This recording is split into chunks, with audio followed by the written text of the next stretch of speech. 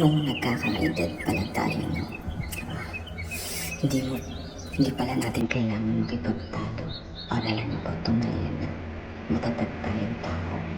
Minsan, kailangan natin umihingi, hindi dahil sa takot tayo, kundi dahil ang matitinong tao na hindi papatog sa mga taong kayalay ng mga aso. Masakit man ang silipin, di ba? Pero yun ang katotohanan. Kasi hindi naman talaga required na dapat mas magaling ka sa kanila. Di ba? At saka huwag mong hayaan sumasabay ka lang sa agos ng dagat. Minsan, dapat ikaw mismo ang pukontrol ng direksyon ng sagot. Di ba? Huwag kang mangingayang kung ngayon ay nabigo ka. Tandaan mo, mas magandang nabigo ka dahil sinubukan kaysa sa nabigo ka na hindi mo pa sinusubukan. Pero ba't yun doon?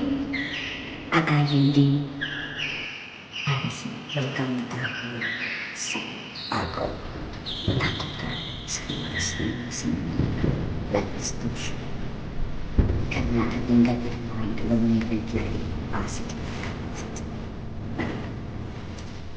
Magtiwala ka lang sa plano ng Diyos. Kasi dahil lahat yun may tamang panahon. Nabubuhay tayo hindi para bumitaw at pinigay, kundi para lumaban at matuto. Gawin mo ang posible. Ang posible. Ibang pag-ias ka kung gusto mo pinigay. Dahil lang simple, diba? Enjoy mo lang.